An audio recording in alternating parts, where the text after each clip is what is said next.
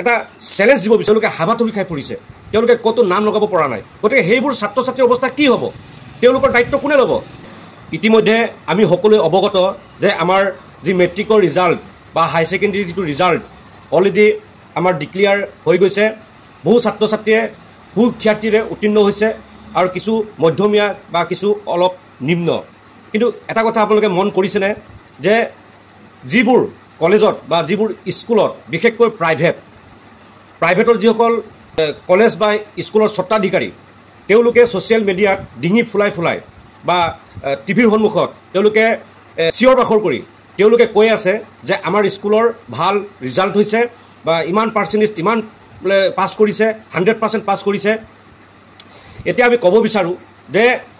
যিসকল private college চলাই আছে যিসকলে প্ৰাইভেট স্কুল চলাই আছে তেওঁলোকে আজি কোনবিলাক ছাত্ৰ ছাত্ৰী তেওঁলোকে এডমিশ্যন দিয়ে যিবোৰ ছাত্ৰ ছাত্ৰী মেট্ৰিকত বা হাই ছেকেণ্ডেৰীত 80% পাই পেলাই পাছ কৰে বা 90%ৰ ওপৰত পাছ কৰে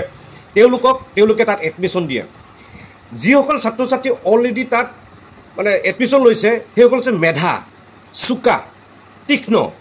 তেওঁলোকক অলপমান গাইড দিয়াৰ পিছতে তেওঁলোকে অলৰেডি ভাল এটা ৰিজাল্ট কৰিবৰ কাৰণে তেওঁলোকে সক্ষম হয় কিন্তু আমি ক'ব বিচাৰোঁ যিসকল প্ৰাইভেট কলেজৰ স্বত্বাধিকাৰী বা প্ৰাইভেট স্কুলৰ স্বত্বাধিকাৰী তেওঁলোকক এটা চেলেঞ্জ দিব বিচাৰিছোঁ যে যিসকল ছাত্ৰ ছাত্ৰীয়ে মেট্ৰিকত ভাল ৰিজাল্ট কৰিব নোৱাৰে বা মধ্য বা থাৰ্ড ডিভিজনত পাছ কৰে তেওঁলোকক আপোনালোকে এডমিশ্যন দি আপোনালোকৰ যি কোৱালিটি আছে বুলি আপোনালোকে দম্ভালি মাৰে সেই কোৱালিটিটো আপোনালোকে প্ৰদৰ্শন কৰিব পাৰিবনে যেনেকৈ আমি এটা মামৰ লগা দা আমি পাথৰত ঘঁহি চোকা কৰি যেনেকৈ আমি কামৰ কাৰণে আমি প্ৰস্তুত কৰি লওঁ ঠিক তেনেকৈ আপোনালোকে সেই যি কম নম্বৰ পোৱা বা থাৰ্ড ডিভিজন পাছ কৰা ল'ৰা ছোৱালীবিলাকক আপোনালোকে এডমিশ্যন দি তেনেকুৱা কোৱালিটি কৰিবৰ কাৰণে আপোনালোকে সক্ষম হ'বনে আমাৰ প্ৰশ্ন তেতিয়াহে আমি আপোনালোকৰ কলেজ বা আপোনালোকৰ স্কুলখনৰ সেই কোৱালিটি আছে বুলি আমি সেইদিনাখনে আমি প্ৰতিয়ন যাম যদি যিবোৰ ল'ৰা ছোৱালীয়ে টকা পইচাৰ অভাৱত ভালকৈ টিউশ্যন ল'ব নোৱাৰে বা মা বাপেকে ভাল এটা সুবিধা দিব নোৱাৰে যেনে তেনে কষ্ট কৰি কাম কৰি পঢ়া শুনা কৰি কম খৰচত তেওঁলোকে পাছ কৰে সেইবোৰ ল'ৰা ছোৱালী তেওঁলোকক এটা ভাল গাইড দিব নোৱাৰাৰ কাৰণে তেওঁলোকে এটা ভাল প্ৰদৰ্শন কৰিব নোৱাৰে সেইবোৰ ল'ৰা ছোৱালীক আপোনালোকে এডমিশ্যন দি আপোনালোকে তেওঁলোকক ভাল গাইড দি আপোনালোকে সক্ষম কৰিব পাৰিবনে তেওঁলোকে যাতে ভাল ৰিজাল্ট কৰিব পাৰে আমি তেনেকুৱা আমি দেখা নাই সদায় আপোনালোকে যিবোৰ ল'ৰা ছোৱালীয়ে কোৱালিটি আছে 80% প্লাছ 90% প্লাছ সেইবোৰ ল'ৰা ছোৱালীকহে আপোনালোকে এডমিশ্যন দিয়ে আৰু জাষ্ট এটা গাইড দিয়াৰ লগে লগে তেওঁলোকে ভাল ৰিজাল্ট কৰিবলৈ সক্ষম হয়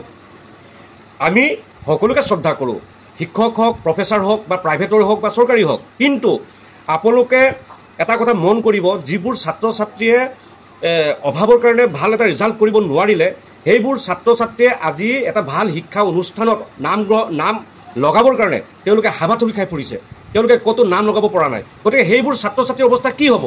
তেওঁলোকৰ দায়িত্ব কোনে ল'ব তেওঁলোকক কোনে আগবঢ়াই লৈ যাব সেইবোৰৰ দায়িত্ব জানো আপোনালোকৰ নহয় আপোনালোকে খালি এটা ভাল ছাত্ৰ ছাত্ৰীখিনিক আপোনালোকে আগুৱাই লৈ যোৱাৰ এটা চিন্তা কৰে যিবোৰ হ'ব পাৰে তেওঁলোক মেধা নহয় বা তেওঁলোক ভাল এটা পৰিৱেশ নোপোৱাৰ কাৰণে তেওঁলোকে আগবাঢ়ি যাব পৰা নাই গতিকে তেওঁলোকক এটা ভাল পৰিৱেশ দি আপোনালোকৰ জানো আগুৱাই নিয়াৰ এটা আপোনালোকৰ জানো ইচ্ছা নাই গতিকে আপোনালোকক আহ্বান জনাওক আপোনালোকে কম মাৰ্ক পোৱা বুলি ইগনোৰ নকৰি আপোনালোকে সকলোকে যদি আপোনালোকে দুৰ্বল আৰু যিবোৰ কম নম্বৰ লৈ পাছ কৰিছে তেওঁলোকক ভালকৈ গাইড দি আগুৱাই লৈ গৈ তেওঁলোকক এটা ভাল ৰিজাল্ট বা এটা ভাল এটা ডাইৰেকশ্যনত লৈ যাব যেতিয়া আপোনালোকে পাৰিব তেতিয়াহে আমি ভাবিম বা সমাজখনে ভাবিব যে আপোনালোকৰ কলেজখনৰ আপোনালোকৰ স্কুলখনৰ এটা কোৱালিটি আছে বা তাৰ এটা শিক্ষাগত যিটো মানদণ্ড তাত আছে বুলি আমি তেতিয়াহে আমি অনুভৱ কৰিম